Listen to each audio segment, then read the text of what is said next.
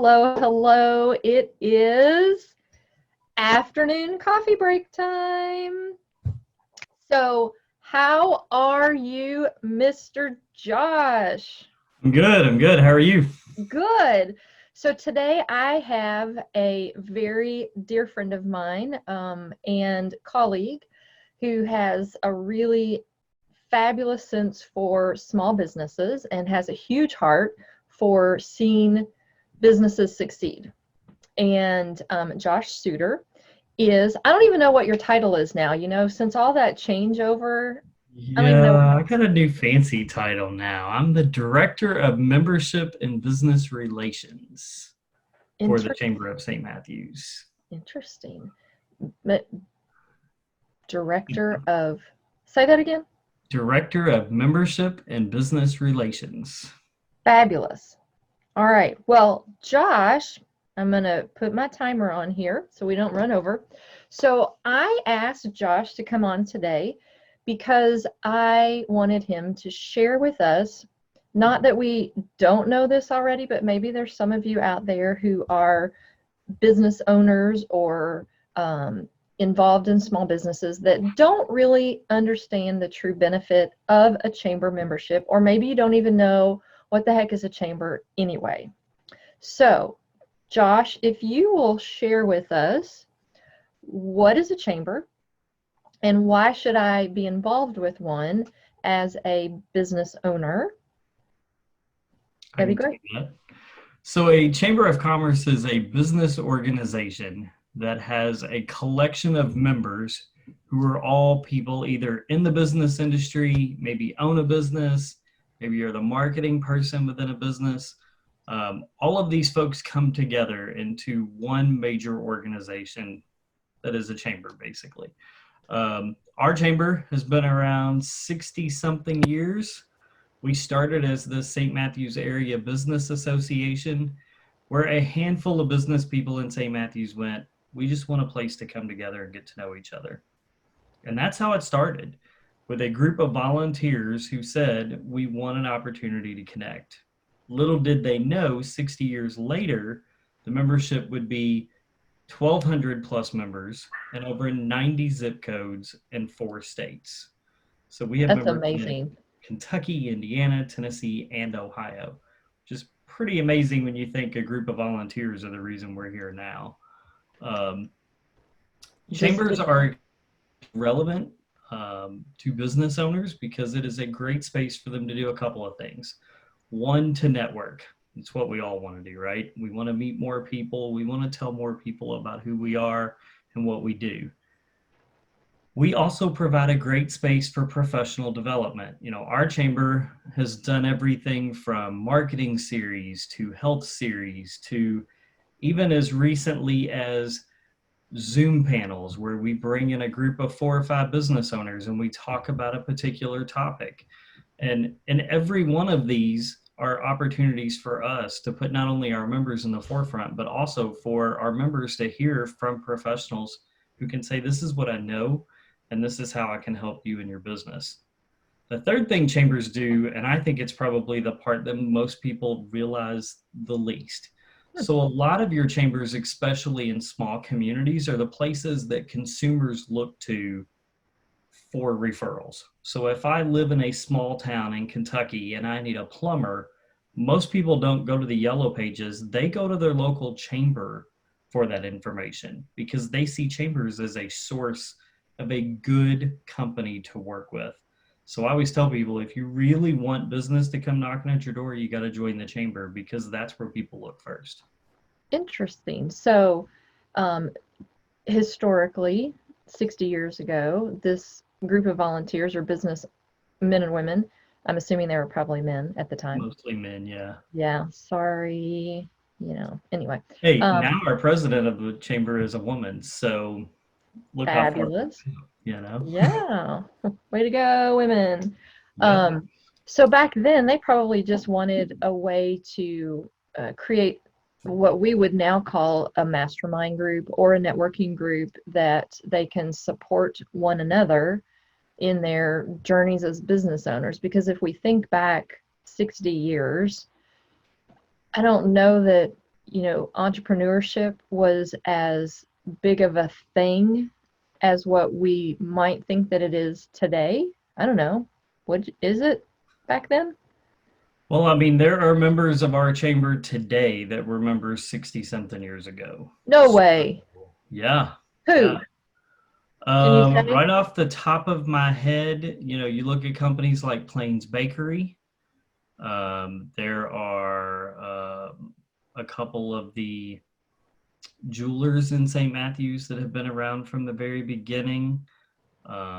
We've got, I'm trying to think off the top of my head.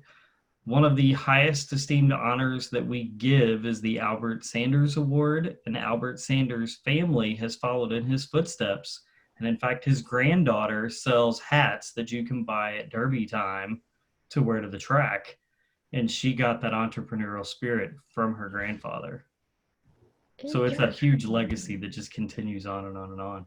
Yeah, that's I on one hand I think 60 years ago, of course, my kids love Andy Griffith, and so that I don't know that that was 60 years ago, but I think in that Mayberry town, your haircutter, your uh, goober at the gas station, your grocery store, they were all business owners.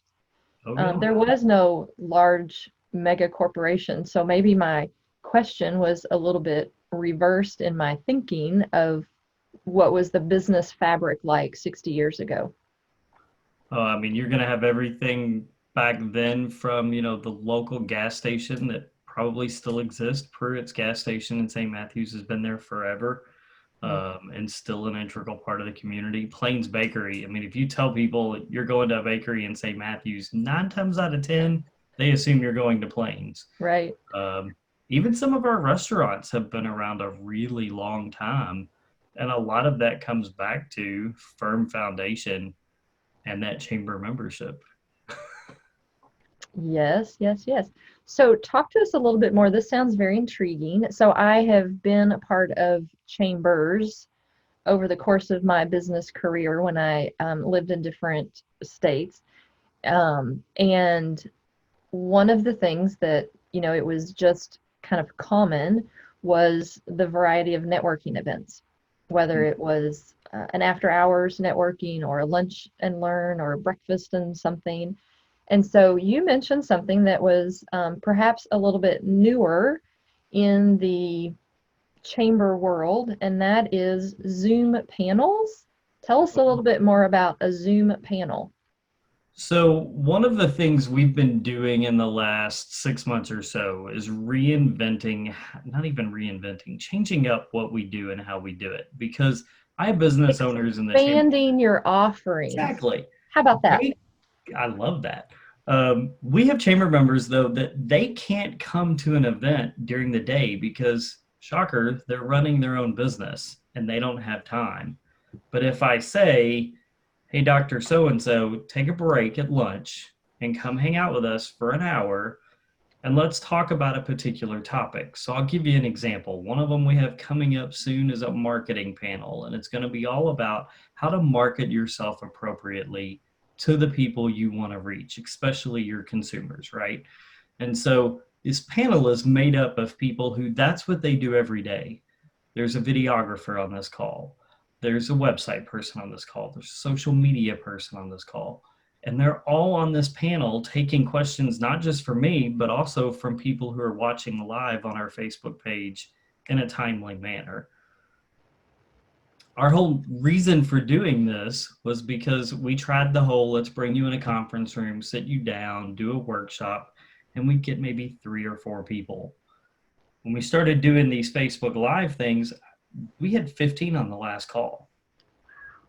And then it jumped up to 33. So it Wow, just that's great. and bigger. And the beauty of that is we're meeting people where they are. So it's not you have to come to me. It's let me come to you. Let me make it as easy as we can for you to plug in, for you to take advantage of your membership. And at the same time, hey, you can see my cat in the background. I'm waiting for him to pounce on your back or something. You might give him time. Well, that's fabulous. So We have 1 minute left in our 10-minute goal. Anything else that now I think I know the answer to this, but is there anything else that sets the St. Matthew's Chamber apart from maybe some other chambers when I, as a business owner, am looking at all these different chambers? Because I can think of 6 off the top of my head just in my area. What are some things that I might look for as a business owner who's looking to join a chamber, other than join mine, it's the best. I'll talk about that. We all know that, but just some, helpful thoughts, because somebody might be watching this that's not here in our regional area. Sure. One of the things I tell people to look for when they're looking for a chamber is look for one where you can plug in. Look for one that offers enough programming amongst a wide span of time frame. So if you can't do lunchtime and evenings, they need to have morning stuff available. If you can do lunchtime and not evening or breakfast time, they need to have that opportunity available. We're also a little different in the sense that what we're doing is we're offering synergy groups and leads groups where you don't have to physically go to 4,000 meetings a month in order to get your engagement. You can do it in 2 meetings a month. And these leads groups in particular in the last year have closed almost $2 million between the 3 of them. So the value's there. You just got to plug in and take advantage of it. And when I can have a Mary Kay rep in the room, a guy with the Louisville Bats in the room, and even a financial advisor in the room, and all 3 of them can close business in the same room, that tells you that there's something working there. And so I really think that's how we set ourselves apart, is we find ways to help you plug in without making you come to a lot of stuff in order to do it. Yeah, and I will say, working with Josh over the last couple of years, he's very good about sitting down and talking with the potential member or the member once they've joined and say, what are you trying to achieve? Because he knows what his entire toolbox is. And I don't have to figure out, should I do this or should I do that or should I do the other? Or maybe, do I need to do all of them for the first year and kill myself? He can say, no, this is what your goal is. This is what you have to offer. And I think these are going to be the best bang for your buck, for lack of a better scenario, to do these couple of things. And if you have time, throw this one in as well. And I did want to just talk for a minute about the difference between a synergy group and a leads group and a regular networking. In 30 seconds or less, go. 30 seconds or less. Okay, so typical normal networking is your after hours, your lunchtime. We're going to drop you in a room at 30 or 40 people and we're going to go, hey, go meet. Synergy groups are more industry specific. So we have a wedding group. We have a group geared to your day-to-day life. We have a group geared at people who want to work on the B2B side, and even a health and wellness group. Leads groups are more a hodgepodge of people in the room, but they all hold one seat in the room. So you only have one financial advisor, one commercial banker, one property insurance person, one business coach. That eliminates the competition being in the room and really gives you an opportunity to dive into who these people are as individuals, not as, here's 4 other financial advisors, which one am I going to pick? That was very good. Way to go. I think you did it in 30 seconds. Way to go.